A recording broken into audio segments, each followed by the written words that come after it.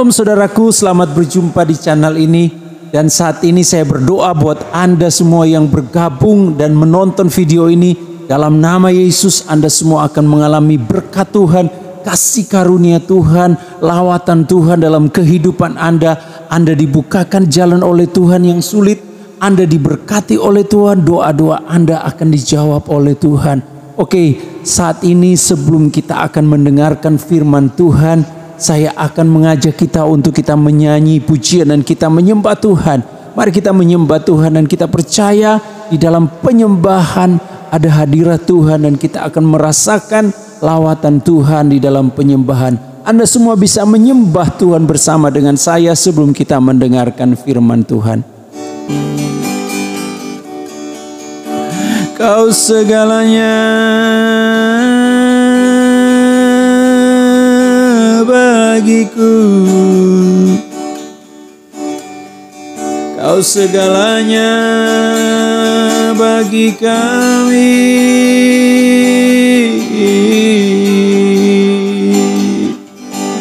Tanpa Tuhan kami tidak ada artinya. Kami butuh Tuhan.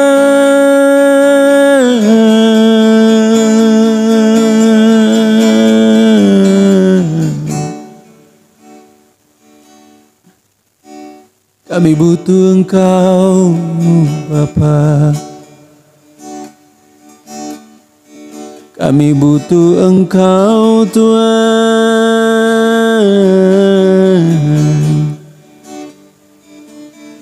Mari kita menyembah Tuhan. Tuhan, Kaulah segala-galanya dalam hidup kami. Tuhanlah kekuatan kami.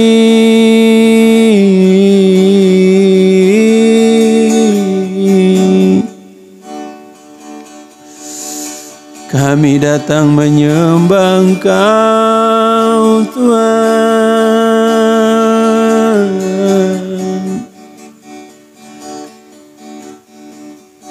Oh, hanya Engkaulah satu-satunya pengharapan kami.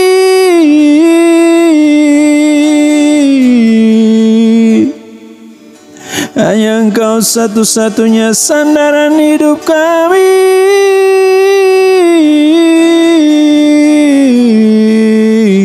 Tuhan, lawati kami.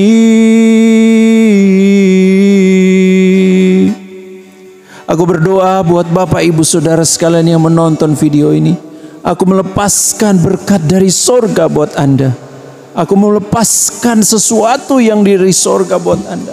Anda akan mengalami hal-hal yang besar, hal-hal yang dari Tuhan, hal-hal yang luar biasa. Terima di dalam nama Yesus. Angkat tangan saudara dan terima sesuatu dari sorga di dalam nama Tuhan Yesus Kristus. Menerima pengurapan dari sorga, menerima kuasa, menerima lawatan dari sorga. Oh Tuhan, Kaulah yang layak untuk kami sembah. Kau yang layak untuk kami puji. Terimalah pujian kami. Terimalah sembah kami.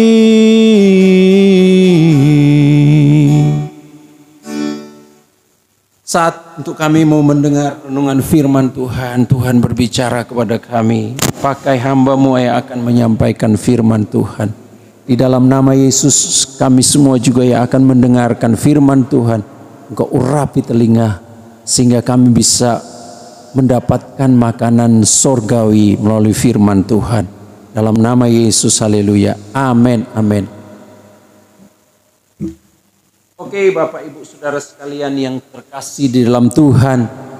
Saat ini saya akan membagikan renungan firman Tuhan dengan satu tema, yaitu masuk ke tempat perhentian Tuhan. Di dalam Ibrani pasal yang ketiga, ayat yang ke-7 sampai ayat yang ke-11, kita akan belajar firman Tuhan dari Ibrani pasal 3 ayat 7 sampai ayat 11. Saya akan membacakan untuk kita semua. Sebab itu, seperti yang dikatakan Roh Kudus pada hari ini, jika kamu mendengar suaranya, janganlah keraskan hatimu seperti dalam kegeraman pada waktu pencobaan di padang gurun, di mana nenek moyangmu mencobai aku dengan jalan, menguji aku, sekalipun mereka melihat perbuatan-perbuatanku 40 tahun lamanya. Itulah sebabnya aku murka kepada angkatan itu dan berkata, selalu mereka sesat hati dan mereka tidak mengenal jalanku. Sehingga aku bersumpah dalam murkaku, mereka takkan masuk ke tempat perhentianku. Membaca firman Tuhan ini, dan saya tertarik dengan ayat yang ke-11. Dia berkata begini, sehingga aku bersumpah dalam murkaku, mereka takkan masuk ke tempat perhentian Tuhan. Jadi sebenarnya Tuhan ingin membawa umat Tuhan masuk ke tempat perhentiannya Tuhan. Dan tempat perhentiannya Tuhan itu adalah tempat di mana kita akan menikmati janji-janji Tuhan, di mana kita akan menikmati berkat-berkat Tuhan, dan apa yang Tuhan telah janjikan kepada kita sebagai umat Tuhan, kita akan nikmati, kita akan dapatkan dalam kehidupan kita. Dan tempat perhentiannya Tuhan itu adalah tempat di mana kita mendapatkan kebahagiaan. Dan di dalam tempat perhentiannya Tuhan itu adalah tempat di mana kita menikmati susu dan madu. Seperti yang Tuhan sudah berfirman kepada umat Israel, di mana Tuhan akan membawa mereka ke tanah perjanjian, di mana di tanah perjanjian itu ada susu dan madu, artinya ada kelimpahan, artinya di situ umat Israel akan menikmati sesuatu yang luar biasa, sesuatu yang indah, sesuatu yang besar, sesuatu yang enak dan bahagia. Tetapi sayang sekali dalam ayat yang ke-11 ini dia berkata, mereka takkan masuk ke tempat perhentian. Pertanyaannya, apakah memang Tuhan berkehendak mereka tidak masuk? Tidak. Karena tujuan awal daripada Tuhan membawa mereka dari Mesir adalah ingin supaya umat Tuhan itu masuk ke tanah perjanjian, ke tempat perhentian. Tapi akhirnya Tuhan sendiri yang berkata kepada mereka, mereka takkan masuk ke tempat perhentian, masuk ke tanah perjanjian. Akhirnya mereka semua tidak bisa masuk ke tanah perjanjian. Kenapa? Karena ada sesuatu hal. Bahkan di dalam ayat yang 11 dia berkata, aku bersumpah dalam murkaku. Bayangkan Bapak Ibu Saudara sekalian, Tuhan sendiri ini karena saking kesalnya dengan umatnya, saking waduh gimana melihat umat, tingkah laku umatnya ini, sehingga dia berkata di dalam dirinya, dan dia berkata, dia bersumpah dalam murkanya. Artinya dalam kehangatan amarahnya, Tuhan itu Tuhan yang juga bisa marah Bapak Ibu Saudara sekalian. Nah, ketika umat Tuhan berbuat salah, berbuat dosa, maka timbul dalam hati Tuhan, yaitu adalah Tuhan yang bisa murka, Tuhan yang bisa marah. Dan akibat kemarahan atau akibat daripada murkanya Tuhan, Tuhan berkata di dalam dirinya, mereka takkan masuk ke tempat perhentian. Mereka takkan masuk ke tempat yang aku janjikan. Mereka tidak akan masuk ke tempat tanah perjanjian. Jadi Tuhan sendiri yang melarang. Awalnya Tuhan mengizinkan atau Tuhan mau, Tuhan punya planning untuk mereka masuk ke tempat perhentian, tetapi akhirnya mereka tidak masuk. Ada apa Bapak Ibu Saudara sekalian? Kenapa? Bahkan Tuhan sampai bersumpah, ya, kalau ada seseorang yang berkata, jangan sekali-kali lagi orang itu masuk ke rumah kita ya. Kenapa? Karena mungkin karakter orang itu tidak baik. karakter orang itu jahat dan sebagainya. Dan bahkan dia berkata, jangan sekali-kali dalam kemarahannya. Nah, Tuhan kira-kira seperti itu. Tuhan berkata, jangan sekali-kali mereka itu akan masuk ke tempat perhentian. Nah, pertanyaannya, kenapa hal ini bisa terjadi, Bapak Ibu Saudara sekalian? Kenapa Tuhan bahkan berkata mereka takkan masuk? Nah, ini akan kita belajar, Bapak Ibu Saudara sekalian, dan kita bisa menyimak juga kebenaran di dalamnya, bagaimana untuk kita bisa jangan memiliki sifat seperti umat Israel ini, sehingga kita tidak akan masuk ke tempat perhentian. Di dalam diri kita, Tuhan akan membawa kita orang yang percaya ke tempat perhentian. Ada janji-janji Tuhan dalam kehidupan saya dan saudara. Ada sesuatu yang besar yang Tuhan akan berikan dalam kehidupan saya dan saudara.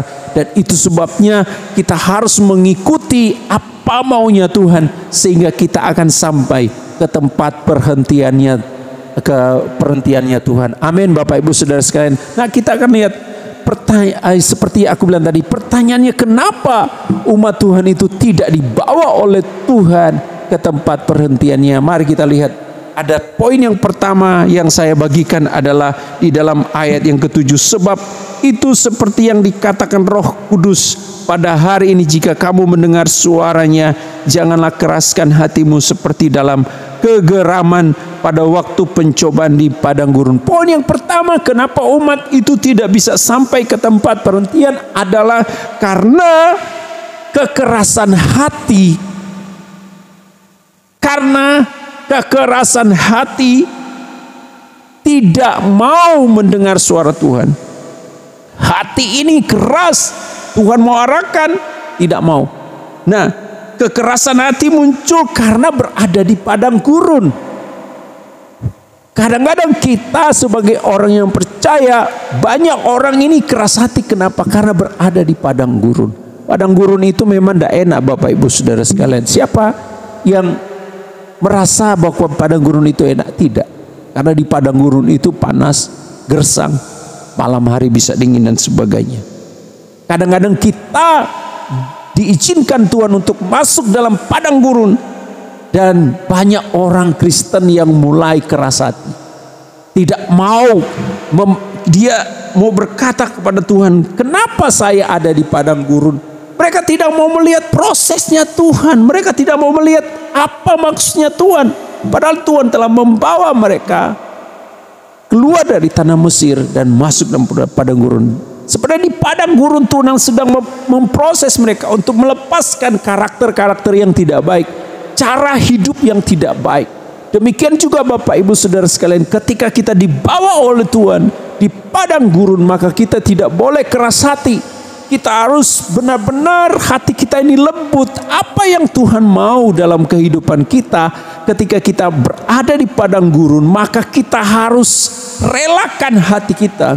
Kita harus relakan hati kita untuk menerima apa rencana Tuhan ketika kita dibawa oleh Tuhan di padang gurun. Memang padang gurun itu tidak enak, tapi saya percaya di padang gurun kita bisa melihat kemuliaan Tuhan. Di padang gurun kita bisa melihat mujizat Tuhan. Bukankah umat Tuhan melihat mujizat Tuhan ketika di padang gurun? Melihat Tuhan memberkati mereka dengan mana dari sorga dan juga daging dari sorga Tuhan kirim. Ini sesuatu yang luar biasa. Di mana di padang gurun kita melihat pertolongan Tuhan dan mujizat. Tapi di padang gurun kita tidak boleh mengeraskan hati. Hati kita harus terbuka dengan Tuhan. Hati kita harus dekat dengan Tuhan. Ini poin yang pertama, ya. Lalu penyebab yang kedua, kenapa umat tidak dibawa oleh Tuhan tempat perhentiannya Tuhan? Ayat yang ke-9 dia berkata, di mana nenek moyangmu mencobai aku dengan jalan menguji aku, sekalipun mereka melihat perbuatanku 40 tahun lamanya. Jadi poin yang kedua, penyebab umat tidak bisa sampai ke tempat perhentian Tuhan karena mereka suka mencobai Tuhan, mereka suka menguji Tuhan, mereka suka berkata atau berbantah atau memaksakan kehendak mereka kepada Tuhan dan kepada Musa. Ya, Mereka mau mengikuti keinginan mereka. Mereka mau mengikuti keinginan daging mereka. Mereka mau mengikuti keinginan hawa nafsu mereka. Dan mereka berkata kepada Tuhan, saya harus begini. Tuhan, saya harus begini.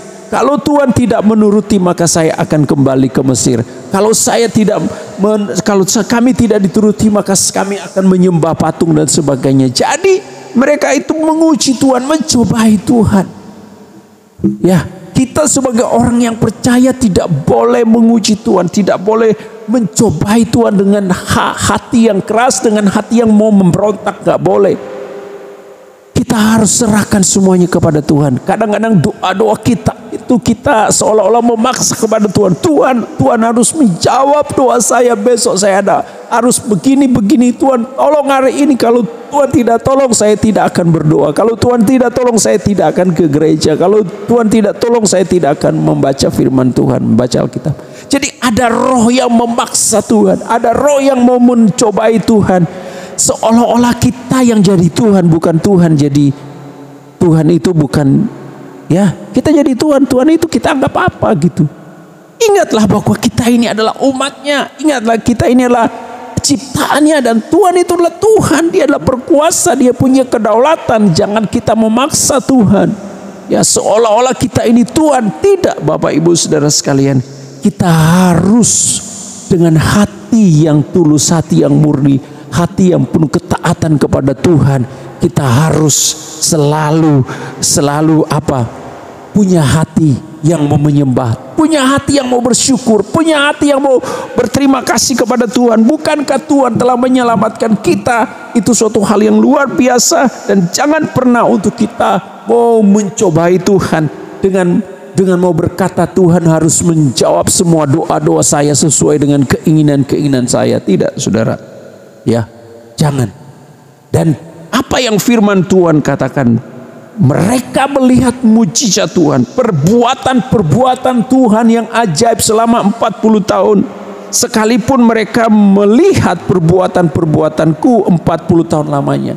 Ternyata Bapak Ibu Saudara sekalian, mujizat dan pertolongan Tuhan dalam kehidupan orang yang percaya itu tidak menjamin kita untuk kita tetap setia, tidak menjamin untuk kita cinta Tuhan, tidak menjamin untuk kita tetap berharap dan bersandar kepada Tuhan. Buktinya umat Israel, mereka melihat perbuatan Tuhan yang ajaib setiap hari. Mereka melihat Tuhan memagari mereka, Tuhan menuntun mereka dengan tiang awan pada siang hari dan tiang api pada malam hari. Bayangkan, pada siang hari mereka tidak merasakan panasnya padang gurun karena ada tiang awan yang ada di atas mereka. Jadi mereka tidak melihat sinar matahari. Jadi di mana orang Israel itu bergerak, disitulah tiang awan. Lalu ada tiang api. Di mana tiang api, di situ ada seperti ya penerang-penerang yang bisa menghangat mereka dengan mujizat dan tangan Tuhan yang ajaib. Bukankah mereka melihat dengan mata kepala sendiri? Setiap hari mereka dikirimkan mana dari sorga, dan mereka dikirimkan daging dari sorga, dan melihat sesuatu yang ajaib. Tapi mereka tidak pernah bersyukur. Mereka tidak pernah berterima kasih kepada Tuhan. Justru mereka mencobai Tuhan. Justru mereka mau menguji Tuhan. Jangan pernah kita mau memaksa dengan mencobai Tuhan. Ini tidak boleh. Ini penyebab yang kedua. Ya, kenapa umat itu tidak sampai ke tempat perhentiannya Tuhan? Karena suka memaksa Tuhan, mencobai Tuhan, menguji Tuhan dengan paksaan menurut kehendak dan kedagingan daripada umat Tuhan. Poin yang ketiga kita lihat di dalam ayat yang ke-10. Itulah sebabnya aku murka kepada angkatan ini dan berkata, selalu mereka sesat hati dan mereka tidak mengenal jalanku. Poin yang ketiga adalah sesat hati. Artinya apa? Hatinya itu tidak mau berada di dalam kehendak Tuhan. Jadi apa yang Tuhan katakan, mereka menutup diri. Hati mereka tidak terbuka. Hati nurani mereka tertutup. Mereka lebih mengikuti keinginan-keinginan daging daripada keinginan-keinginan roh, keinginan-keinginan suara Tuhan. Mereka menutup diri dan mereka mau mengikuti. Aku mau jalan sini, aku mau seperti ini, aku mau melakukan ini. Jadi mereka melakukan sesuai dengan daging mereka. Nah, ketika ketika umat Tuhan melakukan sesuai dengan kedagingan, maka suara Tuhan itu sulit untuk berbicara kepada mereka. Nah, kalau suara Tuhan sudah sulit untuk berbicara, maka mereka bisa tersesat, Bapak Ibu Saudara sekalian. Bisa tersesat. Itu sebabnya dikatakan di sini mereka sesat hati. Sesat hati artinya hati mereka ini tidak ketemu lagi dengan suara Tuhan, dengan jalan Tuhan. Kenapa? Karena mereka mengikuti keinginan daging dan keinginan hawa nafsu mereka. Mereka mau menuruti keinginan daging, sehingga mereka tidak menerima atau tidak berjumpa dengan jalannya Tuhan, tidak berjumpa dengan suara Tuhan yang akan menuntun mereka kepada kebenaran dan kebahagiaan dalam hidup ini. Nah, sehingga mereka tidak mengenal jalan Tuhan. Kenapa? Karena jalan Tuhan itu sudah jauh dari mereka. Sudah jauh dari mereka. Saudaraku yang dikasihi oleh Tuhan, ketika kita mengikuti keinginan daging dan keinginan dosa, keinginan setan dalam hidup kita, maka kita akan jauh dari Tuhan, sehingga kita sulit untuk kembali kepada jalan Tuhan. Itu sebabnya kalau kita sudah terpisah dari Tuhan, cepat-cepat kembali kepada Tuhan, cepat-cepat datang kepada Tuhan. Kalau kita cepat-cepat datang kepada Tuhan, maka kita tidak akan tersesat. Banyak orang tersesat jalannya. Kenapa? Karena mereka memilih untuk mengikuti keinginan daging. Mereka memilih untuk mengikuti keinginan dosa. Mereka memilih untuk mengikuti keinginan-keinginan daripada roh-roh jahat, kuasa-kuasa kegelapan, sehingga mereka benar-benar tersesat. Nah, 3 poin ini yang membuat Tuhan sendiri berkata dan Tuhan bersumpah dalam dirinya, aku tidak akan membawa mereka masuk ke tempat perhentianku. Oh, betapa sesalnya Bapak Ibu Saudara sekalian. Dan kita tahu bahwa hanya 2 orang yang sampai ke tanah perjanjian, yaitu Yosua dan Kaleb. Hanya 2 saja. Kenapa? Mereka 2 inilah yang benar-benar orang yang setia, yang mengandalkan Tuhan, yang cinta Tuhan benar-benar, yang hatinya benar-benar mau datang kepada Tuhan. Hanya mereka berdua inilah yang masuk ke tanah perjanjian.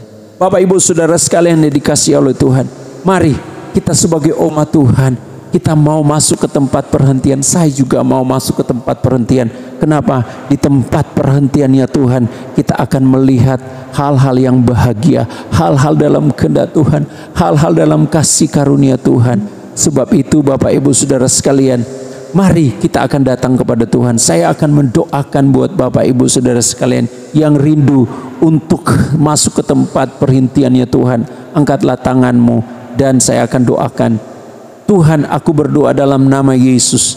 Aku berdoa buat semua yang menonton video ini, yang mau rindu untuk dibawa masuk ke tempat perhentiannya Tuhan, di mana di tempat perhentiannya Tuhan ada susu dan madu, menikmati janji-janji Tuhan, menikmati kenikmatan bersama dengan Tuhan. Bapa, aku berdoa, Tuhan jamah mereka. Kalau mereka sudah, hati mereka yang sudah keras, lembutkan hati mereka. Kalau mereka suka menguji, memberontak kepada Tuhan, Tuhan jamah mereka.